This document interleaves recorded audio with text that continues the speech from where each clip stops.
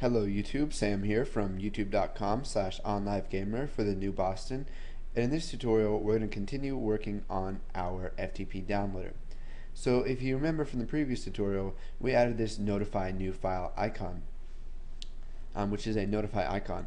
Now what we need to do is set an icon for this so that it'll show up in our system tray. So let's just use this star right here. Now this star is going to be used in the next series of tutorials where we create a favorites viewer, but we can also use it for this too. So we're going to have a star for our icon. So we'll come back here and we'll go to form1.vb and hold on here.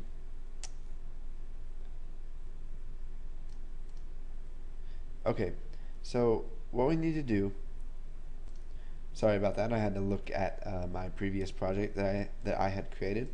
So what we need to do is show the user that a new file has been found.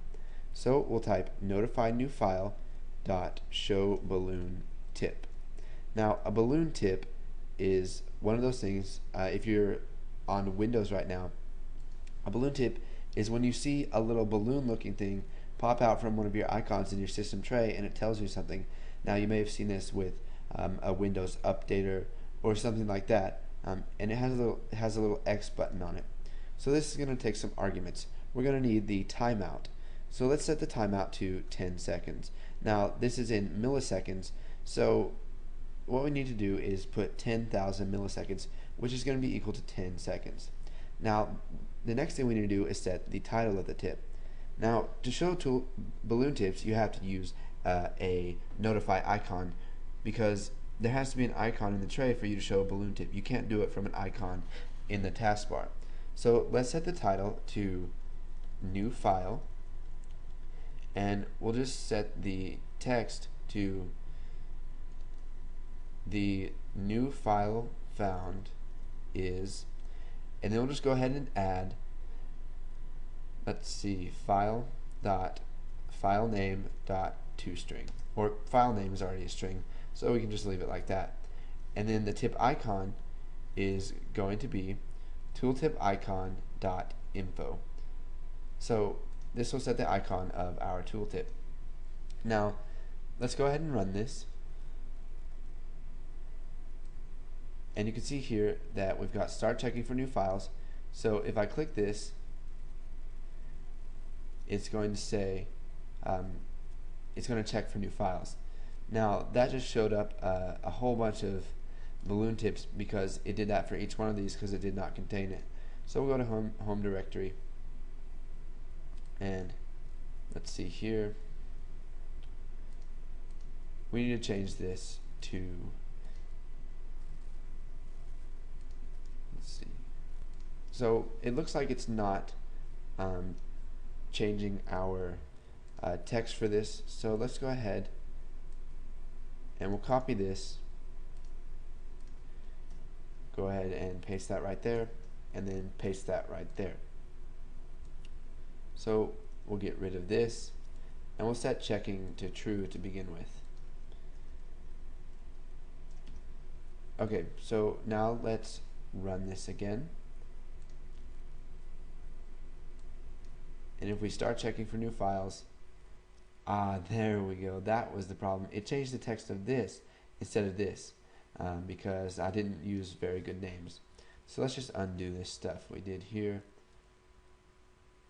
and that's not what I wanted to do.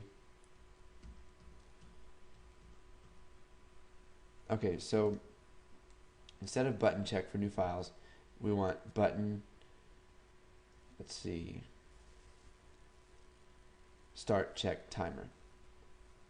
So we'll just copy this,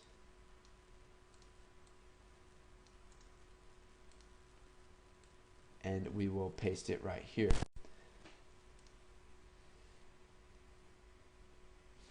That's not where we want to paste it. We want to paste it right here.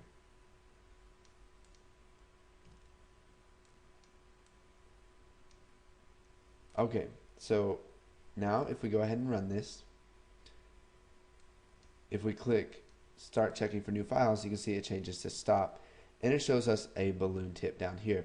Now let me pause right here and I will try to show the balloon tip.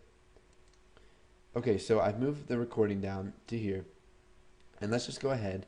We'll clear the list, and then you can see that because it's checking for new files, it gives us a balloon tip that says new file found is youtube.txt. Now it actually did that for each one of these, but it scrolled through so fast that you couldn't see it. So we can stop checking for new files, and then we can clear, and then every tenth of a second it's going to check to see if there's a new file. So it's going to say new files found. So if we upload a file, so let's say we upload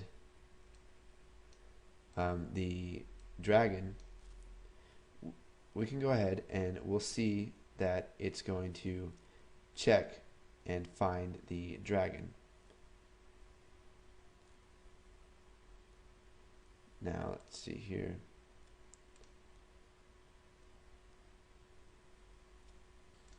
Actually, that will not trigger this to tell us there's a new file, because when we upload, it's going to refresh the list by itself, and so it's going to see that that file is already in there. So we'll go ahead and close out of. So go ahead, put this code in if you haven't already, and you should get the complete program to where you can do a whole bunch of stuff with FTP, and you can have it check for new files and notify you when that happens. So thanks for watching, guys, and stay tuned for the next tutorial.